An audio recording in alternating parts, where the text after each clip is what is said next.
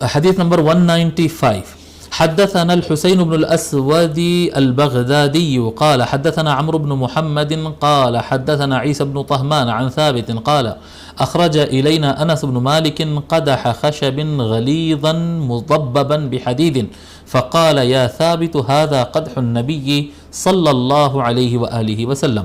حضرت ثابت کہتے ہیں، یہ تابعی ہے، ثابت کہتے ہیں کہ حضرت انس رضی اللہ تعالی عنہ ہم کو ایک مرتبہ ایک کٹورا نکال کر بتائے. حضرت انس کے پاس تھا، حضرت انس ایک لکڑی کا کٹورا، وہ کٹورا لکڑی کا تھا، قدح خشب، ایک کٹورا نکالے جو لکڑی کا تھا، غلیظ کس کو بولتے بتائے ہم؟ غلیظ کہتے ہیں موٹے کو، عربی زبان میں غلیظ کہتے ہیں موٹے کو، موٹی لکڑی کا تھا، یعنی پتلی لکڑی نہیں تھی جیسا ہمارے پاس کانچ یا وغیرہ آج جو بن رہے ہیں. تو آج کل مشینری اتنی آسان ہو گئی کہ پتلے چیز بنانا بھی آسان ہو گیا، اور جو برتن پتلا بنتا ہے یعنی اسٹرانگ ہوتا ہے، فنیشنگ ہوتی ہے اور پتلا ہوتا ہے تو اس کی قیمت بھی زیادہ ہوتی ہے.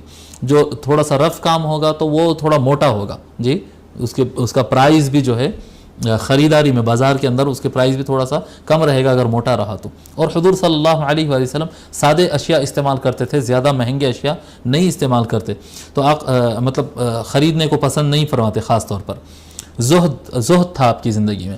تو حضور صلی اللہ علیہ وآلہ وسلم کا کٹورا لکڑی کا تھا، اور وہ لکڑی موٹی تھی، موٹی لکڑی کا کٹورا تھا، مضبباً بحدید، اور وہ کٹورے کو سپورٹ دیا گیا تھا لوہے کی پٹی سے یا لوہے کی شیٹ سے، یعنی کٹورا تھا اور وہ لکڑی جو ہے، دیگر روایتوں میں آتا ہے کہ وہ لکڑی کے اندر تڑک آ گئی تھی. بعد میں یوز ہوتا تھا کٹورا اس طرح سے، آقا صلی اللہ علیہ وسلم اس سے تناول فرماتے تھے.